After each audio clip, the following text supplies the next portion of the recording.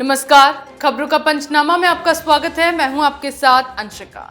हम लेकर आए हैं देश दुनिया की 5 बड़ी खबरें, जिनके विश्लेषण के लिए मेरे साथ स्टूडियो में मौजूद हैं कैपिटल टीवी के editor in chief doctor Manish Kumar. Doctor साहब, बहुत बहुत स्वागत है। धन्यवाद। सबसे पहले नजर डालते हैं हेडलाइंस पर। पीएम मोदी से मिले श्रीलंकाई राष्ट्रपति विक्रम सिंघे। भारत श्रीलंका के बीच कई समझौते पर लगी मुहर। पीएम मोदी बोले, हमारे हित एक दूसरे से जुड़े। महिला के साथ अभद्रता का एक और वीडियो वायरल। बिहार के बेगूसराय में निर्वस्त्र कर की नाबालिग लड़की की पिटाई। वीडियो सामने आने के बाद मचा बवाल। राजेंद्र सिंह गुडा के बयान के बाद कांग्रेस में विद्रोह तेज। महिला सुरक्षा के मुद्दे पर अपनी ही सरकार को घेरा। पोल खुलने पर गहलोत ने मंत्री गुडा को किया बर्खास्त। पीएम पद पर विपक्ष में घमासान तेज। ममता के बाद नीतीश कुमार ने ठोका दावा। जदयू नेता ने आलापा बिहार सीएम के प्रधानमंत्री बनने का राग। तहलका के पत्रकार तरुण तेजपाल पर गिरी गाज। मानहानि मामले में सेना अधिकारी को देना होगा 2 करोड़ का जुर्माना। 22 साल बाद आया हाईकोर्ट का फैसला।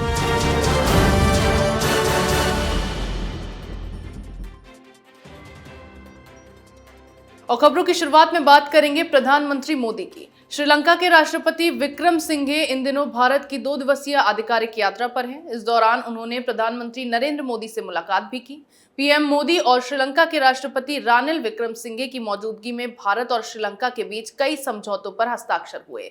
इनमें से एक डील श्रीलंका में तेज पेमेंट सिस्टम यूपीआई की स्वीकृति के लिए नेटवर्क टू नेटवर्क समझौते के लिए है।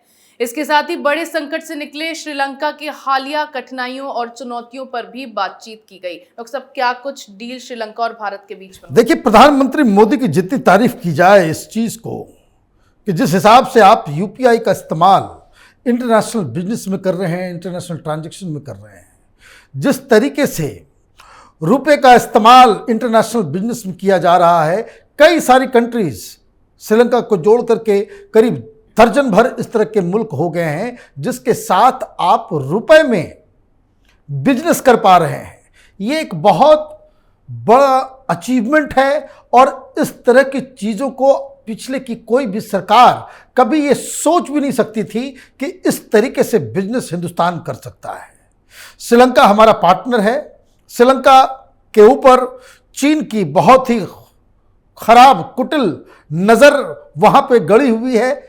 श्रीलंका में हिंदुस्तान जिस हिसाब से मदद किए, जब ये तमाम इकोनॉमिक अपहीवल वहाँ पे बवाल मच रहा था, लोग जब राष्ट्रपति के घर पार्लियामेंट के अंदर घुस के तांडव कर रहे थे, उस वक्त हिंदुस्तान ने जो मदद की, उसी का ये नतीजा है कि विक्रम सिंघे साहब हिंदुस्तान के साथ दोस्ती का ये हाथ बढ़ा रहे हैं। जी बिल्कुल, डिजिटलाइजेशन को न सिर्फ भारत में बल्कि पड़ोसी मुल्कों में भी अब बढ़ावा दिया जाने लगा है।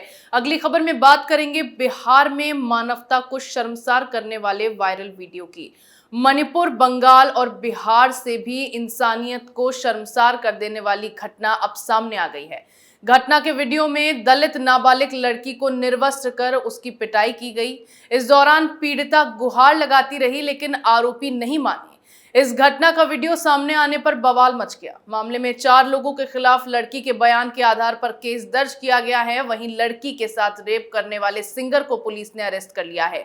हालांकि इन मामलों पर सियासत लगातार तेज होती जा रही है। डॉक्टर साहब, मणिपुर के मुद्दे पर तो बहुत शोर मचाया जा रहा है, लेकिन बंगाल, राजस्थान, बिहार के मुद्दों पर कोई कुछ नहीं बोल रहा। देखिए, हिंदुस्तान का ये पत्रकारों का, ओपिनियन मेकर्स का, मीडिया का ये गंदा चरित्र है कि आप राजनीति के चश्मे से घटनाओं को देखते हैं।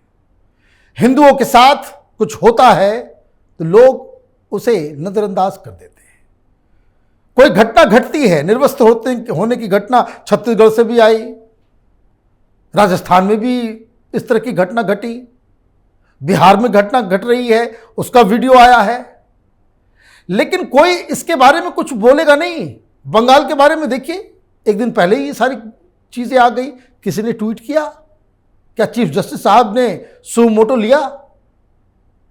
उसका तो वीडियो भी आ गया और बेशर्मी देखिए टीएमसी की, उसकी एक लीडर कह रही है क्या हो गया, उसके कपड़े उतर गए, इसके ऊपर राजनीति करना ठीक नहीं है। अच्छा, मणिपुर पे आप राजनीति करो तो बहुत ही अच्छी बात है, आपके यहां वही कांड हो रहा है तो आपको अच्छा नहीं लग रहा है।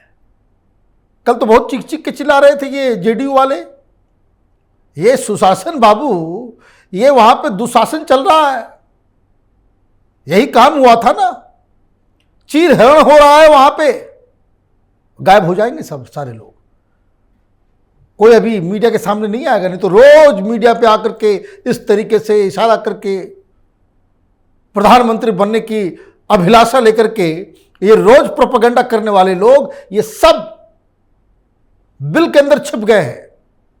वो तमाम दलाल पत्रकार जो छाती पीट रहे थे मणिपुर पे, ये टूल किट गैंग 2 महीने से ये खिचड़ी पका रहे थे कि भाई ठीक पार्लियामेंट सेशन के शुरुआती दिन ही इसको लेकर के बवाल करना है और उसके बाद संसद नहीं चलने देना है। अब सोमवार को जब सारे लोग इकट्ठा होंगे तब तक तो 2 केस और जुट गया। अब किस तरीके से ये प्रधानमंत्री मोदी का विरोध कर पाएंगे, कैसे अपना ये चेहरा दिखाएंगे, ये देखना बाकी है। जी बिल्कुल। वहीं राजस्थान में भी महिला सुरक्षा को लेकर गहलोत सरकार की पोल खुल गई है। दरअसल गहलोत सरकार में मंत्री राजेंद्र सिंह गुड्डा ने महिलाओं पर अत्याचार के खिलाफ अपनी ही सरकार पर सवाल उठा दिए। अपने बयान में गुड्डा ने राजस्थान में महिलाओं पर अत्याचार बढ़ने की बात कह डाली। गुड्डा का ये बयान आग की तरह फैल गया, जिसके बाद अशोक गहलोत ने अपने ही मंत्री को बर्खास्त कर दिया। इस मामले में अब बीजेपी की ओर से भी कांग्रेस पर लगातार सवाल उठाए जाने लगे हैं। डॉक्टर साहब, राहुल गांधी ने तो कांग्रेस में सब शांत करा दिया था, फिर अब क्यों विद्रोह बढ़ गया है? देखिए, ये तो कह रहे थे वे मोहब्बत की दुकान खोलेंगे। कांग्रेस पार्टी में सबको बोलने की आजादी है, पूरी डेमोक्रेसी है। भाई क्या हुआ, क्यों निकाल दिया बाहर उसको, क्यों सैक किया? इसका कोई जवाब है? ये राहुल गांधी ये कहते कुछ हैं, करते कुछ हैं। कांग्रेस पार्टी की ये नीति हो गई है, लोगों को बहकाओ भटकाओ, अफवाह फैला करके। वो सीधा सीधा वो कह रहे हैं कि भाई आप मणिपुर कर रहे हो, राजस्थान के अंदर जो कुछ हो रहा है, भाई क्या हो रहा है राजस्थान में? ये गहलोत सर साहब, ये कांग्रेस पार्टी, एक दलित बच्ची के साथ रेप होता है, गैंग रेप होता है, चीफ मिनिस्टर कह देते कि नहीं नहीं नहीं कुछ लव अफेयर का मसला था। मतलब आप एक्शन नहीं लोगे, क्यों? क्योंकि जाति देखना है, धर्म देखना है, लड़का मुसलमान है तो कैसे एक्शन लेंगे? तो ये जो तमाशा चल रहा है राजस्थान के अंदर में, ये सिग्नल है गहलोत साहब और कांग्रेस पार्टी के दिन लद गए हैं। चुनाव में इसका बहुत ही खराब असर होने वाला है। कांग्रेस पार्टी एक बहुत बड़ी हार की तरफ राजस्थान में वो निकल पड़ी है। जी बिल्कुल। महिला सुरक्षा पर गहलोत सरकार की पोल खुलने के बाद कांग्रेस में विद्रोह शुरू हो गया है। आगे बात करेंगे पीएम पद को लेकर विपक्ष में मचे घमासान की।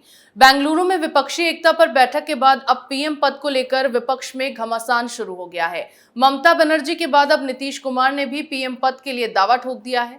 दरअसल बैठक के बाद सीएम नीतीश कुमार की नाराजगी की बात सामने आ रही थी। अब जेडीयू नेता अशोक चौधरी ने प्रेस कॉन्फ्रेंस के दौरान विपक्षी एकता के लिए नीतीश कुमार को कन्वीनर नहीं बनाए जाने पर जवाब दिया। उन्होंने कहा कि हम तो चाहते हैं कि नीतीश कुमार देश के प्रधानमंत्री हो जाएं, लेकिन ये हमारे चाहने से नहीं होगा। इस गठबंधन में शामिल दलों के चाहने से कोई प्रधानमंत्री और कन्वीनर बनता है। डॉक्टर साहब, नीतीश कुमार ने भी दावा ठोक दिया। देखिए, ये अशोक चौधरी साहब जो हैं नीतीश कुमार के बहुत ही खासम खास हैं। किसी भी राज्य में कोई पीडब्ल्यूडी मिनिस्टर हो तो आप ये समझिए वो सीएम का बहुत ही सगा है। वो प्रेस कॉन्फ्रेंस करते हैं और उसमें ये कहते हैं कि वो चाहते हैं कि प्रधानमंत्री बने, वो चाहते हैं कि जो अपोजिशन का जो एक भानुमति का कुनबा बना है उसका वो कन्वीनर बने। ये अशोक चौधरी नहीं कह रहे, ये सीधे सीधे नीतीश कुमार अपनी दावेदारी को ठोक रहे हैं। क्यों ठोक रहे हैं? 2 दिन पहले शताब्दी रॉय ने, जो ममता बनर्जी की खास है, उसने कहा भाई ममता बनर्जी सीएम बनेगी। अब 2 दिन के बाद ये आ गया, सोमवार को देखिएगा आप केजरीवाल कहेंगे हम भी बन सकते हैं, उसके 2 दिन के बाद स्टालिन बोलेंगे हम भी बन सकते हैं।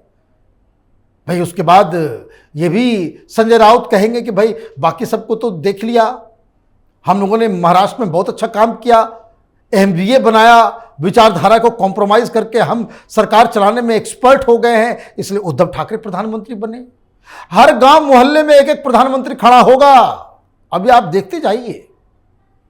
तो ये दिक्कत है कि बिना ड्राइवर के इंजन की जब कभी भी इस तरह का गठबंधन बनता है और उसमें कोई लीडर नहीं होता तो वो बड़ा ही विनाशकारी होता है। जितने भी एक्सपेरिमेंट हुए हैं अब तक हिंदुस्तान की राजनीति में, खास करके 90s के दौर में, जब पता नहीं कौन पिछले दरवाजे से प्रधानमंत्री की कुर्सी पर जाकर के बैठ जाए, ऐसे ऐसे लोग बने हैं आय के गुजराल टाइप के, जिसके साथ एक भी सांसद का समर्थन नहीं, लेकिन सेटिंग प्लॉटिंग पता नहीं किस इंटरनेशनल साजिश के तहत उनको बना दिया गया। भाई देवगौड़ा बन गए, चंद्रशेखर बन गए। और इस वजह से होता क्या है कि जब वीक प्राइम मिनिस्टर होता है तो वो वीक सरकार, और जब सरकार कमजोर होती है तो वो अस्थिर भी होती है और उसमें तमाम घोटालेबाजों की एकदम चांदी लग जाती है। देखिए, कमजोर प्रधानमंत्री था यूपीए के दौरान मनमोहन सिंह, तो किस तरीके से लूट मचाई इन लोगों ने। तो ये सब 2024 में जो इकट्ठा हो रहे हैं, ये लूट तंत्र, डेमोक्रेसी को जो है लोकतंत्र को लूट तंत्र में कन्वर्ट करने की गुजारिश कर रहे हैं, और यही होगा अगर इन लोगों की सरकार आ जाती है तो। जी बिल्कुल, बातों बातों में नीतीश के मंत्री ऐसी बात कह गए जिससे नीतीश कुमार की इच्छा सबके सामने आ गई।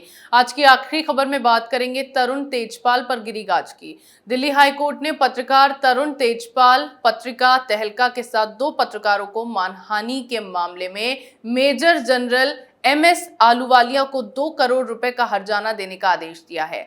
हाईकोर्ट का यह आदेश तहलका की ओर से 22 साल पहले किए गए स्टिंग ऑपरेशन के बाद आया है, जिसमें कहा गया था कि मेजर जनरल आलूवालिया रक्षा सौदों को लेकर भ्रष्टाचार में शामिल थे। तहलका के ऑपरेशन वेस्ट एंड नामक स्टिंग ऑपरेशन के बाद आलूवालिया का कोर्ट मार्शल किया गया, जिसमें उन्हें सेवा से बर्खास्त करने की सिफारिश की गई थी। डॉक्टर साहब, क्या है ये पूरा मामला और तरुण तेजपाल अब क्या करेंगे आगे? देखिए, ये फ्रॉड लोगों का गैंग है। ये तरुण तेजपाल आजकल तो दिखता नहीं, आजकल वो अपनी इज्जत, अपना चेहरा छुपाए घूम रहा है, क्योंकि उसके ऊपर आरोप यही है कि अपनी बेटी से भी कम उम्र की लड़की के साथ इसने यौन शोषण करने की कोशिश की। और ये कौन है? ये कांग्रेसी इकोसिस्टम का सुपरस्टार जर्नलिस्ट, ये जो बड़े बड़े दलाल पत्रकारों का ये माफिया का डॉन था। इस देश में ये जो मीडिया माफिया है उसका ये डॉन हुआ करता था। वाजपेयी की सरकार थी, उस दौरान इसने तहलका के जरिए बहुत सारे स्टिंग ऑपरेशन किए, जिसमें इसने भारतीय जनता पार्टी के एक अध्यक्ष हुआ करते थे, दलित थे, उसको भी ट्रैप किया। वो कोई स्टिंग ऑपरेशन नहीं करता था, वो इंट्रैपमेंट करता था कि भाई मैं कंपनी का कोई आदमी हूँ, मैं आपसे ये डील करवाना चाहता हूँ, वो डील करवाना चाहता हूँ, और उसके बाद जो है आप पैसे रखवा दिए। वो कह रहे हैं कि भाई ठीक है, पार्टी फंड में दे दो, कोई आदमी जाएगा उल्टी पुल्टी बातें करेगा, तो यही होगा। अब मेजर जनरल आलूवालिया के साथ क्या किया इसने एडिट करके, चूंकि उन्होंने इस पूरे स्टिंग के दौरान ऐसी कोई बात नहीं कही जिसमें उसको फंसाया जा सके, वो बकायदा एडवाइस भी कर रहे थे, वो पोर्शन को काट दिया गया। और आरोप क्या लगा दिया गया? आरोप लगा दिया गया कि इसने जो है एक ब्लू लेवल विस्की की बोतल और 50,000 रुपए मांगे थे। बताइए। और मीडिया ने ऐसा प्रोपेगेंडा किया, उस वक्त तो ये कांग्रेसी दलालों हर जगह जी टीवी पे दिखाया गया था। अभी कहते हैं कि भाई गोदी मीडिया, ये सब कौन मीडिया थे? हैं? ये दलाल मीडिया। और इन लोगों ने एक डेकोरेटेड आर्मी ऑफिसर के ऊपर लांछन लगाया, और उसके बाद यह कह दिया गया कि मेजर जनरल आलूवालिया का जो बिहेवियर है वो ऑफिसर के जैसा नहीं है, ये बहुत ही शर्मनाक घटना है। कोर्ट मार्शल कर दिया गया। 22 साल तक एक सेना का अधिकारी उस बेइज्जती को झेलता रहा। इंसाफ हुआ है आज। 2 करोड़ रुपए इन मक्कारों से वसूला जाएगा। वैसे पैसे के बजाय इन लोगों को सलाखों के पीछे डाला गया होता तो न्याय थोड़ा ज्यादा बेहतर और सही नजर आता। तो आप समझिए कि जो बड़े बड़े पत्रकार हैं, ये जो दलाल किस्म के लोग हैं, जिनके लिए अखबार में जगह, टेलीविजन में जगह, ये लोग बड़े बड़े सुपरस्टार, क्या ऑरा हुआ करता था और हरकत कितनी नीचतापूर्ण थी, ये आज इस फैसले से साबित हुआ है। जी बिल्कुल, 22 साल बाद इस मामले में फैसला आया जिसमें तरुण तेजपाल को बड़ा झटका लगा है। देश दुनिया की तमाम बड़ी खबरों पर हमारे साथ आपके विश्लेषण के लिए बहुत बहुत धन्यवाद। धन्यवाद।